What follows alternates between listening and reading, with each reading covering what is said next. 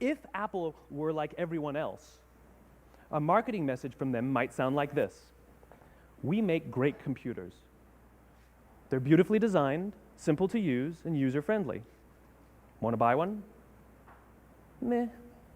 And that's how most of us communicate. That's how most marketing is done, that's how most sales is done, and that's how most of us communicate interpersonally. We say what we do, we say how we're different or how we're better, and we expect some sort of behavior, a purchase, a vote, something like that. Here's our new law firm. We have the best lawyers with the biggest clients. We always perform for our clients, do business with us. Here's our new car. It gets great gas mileage. It has, leather seats. Buy our car.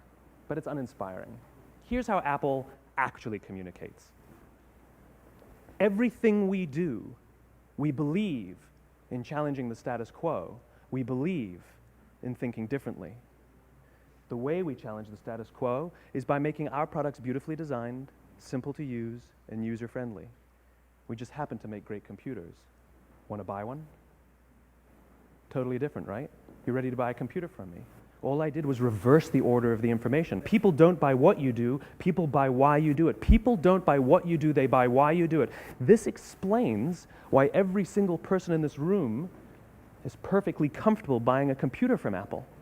But we're also perfectly comfortable buying an MP3 player from Apple, or a phone from Apple, or a DVR from Apple. But as I said before, Apple's just a computer company. There's nothing that distinguishes them structurally from any of their competitors. Their competitors are all equally qualified to make all of these products. In fact, they tried. A few years ago, Gateway came out with flat-screen TVs. They're eminently qualified to make flat-screen TVs. They've been making flat-screen monitors for years. Nobody bought one. Dell came out with MP3 players and PDAs.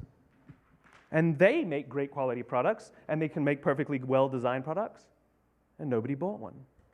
In fact, talking about it now, we can't even imagine buying an MP3 player from Dell. Why would you buy an MP3 player from a computer company? But we do it every day. People don't buy what you do, they buy why you do it. The goal is not to do business with everybody who needs what you have. The goal is to do business with people who believe what you believe. Here's the best part. None of what I'm telling you is my opinion. It's all grounded in the tenets of biology. Not psychology, biology. If you look at a cross-section of the human brain looking from the top down, what you see is the human brain is actually broken into three major components that correlate perfectly with the golden circle. Our newest brain, our Homo sapien brain, our neocortex, corresponds with the what level. The neocortex is responsible for all of our rational and analytical thought and language. The middle two sections make up our limbic brains. And our limbic brains are responsible for all of our feelings, like trust and loyalty. It's also responsible for all human behavior, all decision-making, and it has no capacity for language. In other words, when we communicate from the outside in, yes, people can understand vast amounts of complicated information like features and benefits and facts and figures. It just doesn't drive behavior. When we communicate from the inside out, we're talking directly to the part of the brain that controls behavior, and then we allow people to rationalize it with the tangible things we say and do. This is where gut decisions come from. Sometimes you can give somebody all the facts and your figures, and they say, I know what all the facts and details say, but it just doesn't feel right. Why would we use that verb? It doesn't feel right. Because the part of the brain that controls decision-making doesn't control language. And the best we can muster up is, I don't know, it just doesn't feel right.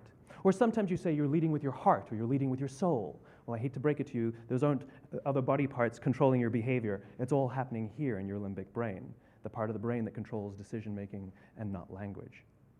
But if you don't know why you do what you do, and people respond to why you do what you do, then how will you ever get people to vote for you or buy something from you, or more importantly, be loyal and want to be a part of what it is that you do? Again, the goal is not just to sell people who need what you have. The goal is to sell to people who believe what you believe. The goal is not just to hire people who need a job. It's to hire people who believe what you believe.